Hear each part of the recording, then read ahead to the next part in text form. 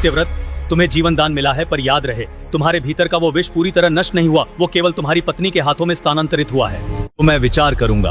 बताओ, संसार में सबसे भारी और सबसे हल्का क्या है? पति के पैर दबाने वाली स्त्रियां इस वीडियो को अंत तक जरूर देखें, क्योंकि इस साधारण सी दिखने वाली सेवा के पीछे एक ऐसा प्राचीन रहस्य छिपा है जो आपके परिवार की किस्मत बदल सकता है। क्या आप जानते हैं कि जब एक स्त्री अपने पति के पैर दबाती है तो वो केवल थकान नहीं मिटा रही होती, बल्कि वो एक ऐसे प्राचीन रहस्य और ऊर्जा के विज्ञान से खेल रही होती है जिसे आज का विज्ञान भी पूरी तरह नहीं समझ पाया। अगर आप भी अपने पति के पैर दबाती हैं या इसे केवल एक गुलामी की प्रथा मानती हैं, तो इस वीडियो को अंत तक जरूर देखिएगा, क्योंकि आज हम उस गुप्त रहस्य का पर्दाफाश करने वाले हैं जो आपकी बंद किस्मत के ताले खोल सकता है। आज के आधुनिक युग में जब हम रिश्तों को केवल समानता की तराजू पर तौलते हैं, तो पति के पैर दबाना जैसी प्राचीन परंपराएं हमें पिछड़ी सोच या महज एक शारीरिक सेवा लग सकती हैं। लोग इसे सिर्फ थकान मिटाने का एक जरिया मानते हैं, लेकिन क्या आपने कभी सोचा है कि हमारे ऋषि मुनियों और पूर्वजों ने इस क्रिया को इतना पवित्र और अनिवार्य स्थान क्यों दिया? ये केवल एक हाथ का स्पर्श नहीं है, बल्कि एक गहरा आध्यात्मिक विज्ञान है जो पति और पत्नी के भाग्य को एक दूसरे से जोड़ता है। आखिर क्यों पुराने समय की विदुषी स्त्रियां, जो स्वयं शास्त्रों की ज्ञाता थीं, वे भी आधी रात को अपने पति के चरणों के पास बैठना अपना धर्म समझती थीं? क्या वे किसी ऐसी गुप्त शक्ति को जानती थीं जिसे आज की पीढ़ी पूरी तरह भूल चुकी है? आज महादेव और नंदी के इस अलौकिक संवाद के जरिए हम उस प्राचीन गाथा की शुरुआत करेंगे, जिसकी सही जानकारी आपको पूरी कथा सुनने से ही मिलेगी।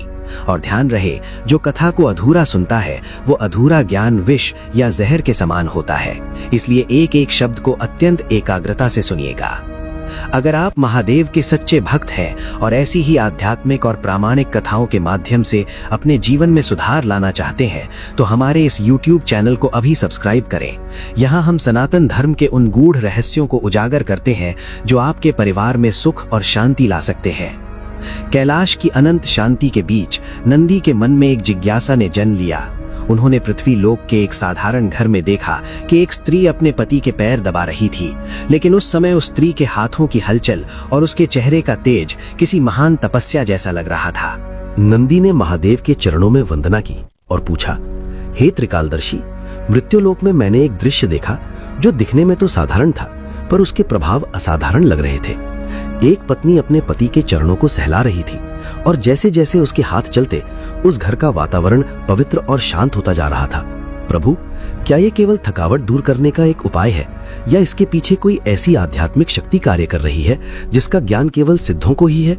महादेव ने अपनी योग मुद्रा से विश्राम लिया और शांत स्वर में बोले, नंदी, जिसे संसार केवल एक शारीरिक क्रिया समझता है, वो वास्तव में ऊर्जा का एक सूक्ष्म प्रवाह है। वो स्त्री जो कर रही है वो अनजाने में ही अपने पति के शरीर के उन केंद्र बिंदुओं को जागृत कर रही है जहां से मनुष्य का भाग्य और स्वास्थ्य नियंत्रित होता है।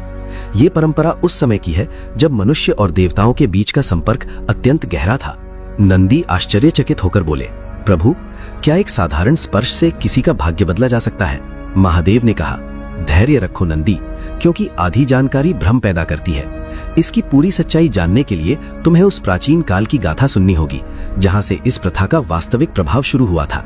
एक समय की बात है, आर्यावर्त के विशाल अंचल में रत्नपुर नाम का एक अत्यंत समृद्ध और वैभवशाली राज्य था। उस राज्य की राजकुमारी थी वसुंधरा।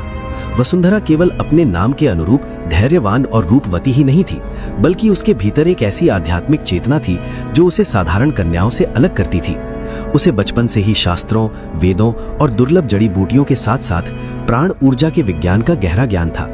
उसकी आंखों में एक ऐसी शांति थी जिसे देखकर क्रोधी से क्रोधी व्यक्ति भी नतमस्तक हो जाता था।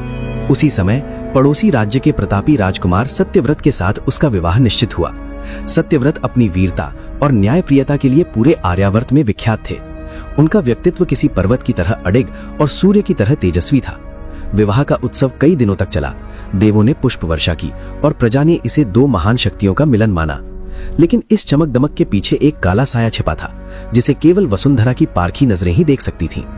विवाह की पहली रात जब महल दीपों की रोशनी से जगमगा रहा था, वसुंधरा ने एक विचित्र बात गौर की। जैसे ही राजकुमार सत्यव्रत निद्रा की ओर बढ़ते, उनके पैरों के तलवों से एक बहुत ही धीमी, काली और जहरीली आभा निकलने लगती थी। ये कोई साधारण बीमारी नहीं थी। दरअसल सत्यव्रत के कुल को एक प्राचीन ऋषि का भयंकर श्राप था। उस श्राप के अनुसार सत्यव्रत के पूर्वजों ने अनजाने में एक तपस्वी के चरणों का अपमान किया था, जिसके कारण उनके वंश के हर पुरुष को एक ऐसी व्याधि दी गई थी जो पैरों के रास्ते शरीर में प्रवेश करती थी। ये विष धीरे धीरे रक्त को ठंडा कर देता था, जिससे व्यक्ति अल्पायु में ही काल का ग्रास बन जाता था। नंदी ने कौतूहल से पूछा, प्रभु, क्या राजकुमार को स्वयं इस बात का ज्ञान नहीं था? महादेव ने गहरी सांस ली और बोले, नहीं नंदी, सत्यव्रत को लगता था कि दिन भर के युद्धाभ्यास और राजकाज की थकान के कारण उनके पैरों में भारीपन रहता है। वे इसे साधारण समझकर अनदेखा कर देते थे। लेकिन वसुंधरा जान गई थी कि अगर इस विष को रोका नहीं गया तो सत्यव्रत के प्राण कुछ ही वर्षों के मेहमान हैं। उस रात जब राजकुमार गहरी नींद में थे, वसुंधरा उनके चरणों के पास बैठ गई। उसने देखा कि वो काला विष उनके अंगूठे के पोरों से धीरे धीरे ऊपर की ओर रेंग रहा था। वसुंधरा ने अपने कोमल हाथों को जोड़ा और मेरा महादेव का ध्यान किया। उसने तय किया कि वो अपने पति के जीवन की रक्षा के लिए अपनी समस्त तपस्या की ऊर्जा का उपयोग करेगी। उसने धीरे से अपने हाथ राजकुमार के पैरों पर रखे। जैसे ही उसके हाथों का स्पर्श उन चरणों से हुआ, एक कंपन पैदा हुआ। नंदी, तुम जानते हो कि पैर का अंगूठा सीधे मस्तिष्क और हृदय की नाड़ियों से जुड़ा होता है। वसुंधरा ने अपने हाथों से उन केंद्रों को सहलाना शुरू किया। वो केवल पैर नहीं दबा रही थी, बल्कि वो अपने हाथों के घर्षण से एक ऐसी ऊष्मा, हीट पैदा कर रही थी जो उस काले विष को ऊपर बढ़ने से रोक रही थी। राजकुमार को नींद में एक अद्भुत शीतलता का अनुभव हुआ, जैसे जलते हुए मरुस्थल में अचानक बारिश हो गई हो। लेकिन वसुंधरा के लिए ये कोई सुखद अनुभव नहीं था। जैसे जैसे वो उस विष को दबाती, उसके अपने हाथों की उंगलियां नीली पड़ने लगती थीं। यहीं से शुरू हुआ वो गुप्त युद्ध, जिसे महल की दीवारों ने तो देखा पर कोई समझ नहीं पाया। वसुंधरा ने इसे अपना नियम बना लिया। हर रात जब पूरी दुनिया सो जाती, वो एक तपस्विनी की तरह जागती और घंटों अपने पति के पैर दबाती। वो उस विष को सहला सहला कर पैरों की ग्रंथियों में ही रोक देती, ताकि वो हृदय तक न पहुंच पाए। नंदी ने पूछा, प्रभु, क्या किसी ने उसे ऐसा करते हुए नहीं देखा? क्या महल में किसी को संदेह नहीं हुआ? महादेव मुस्कुराए।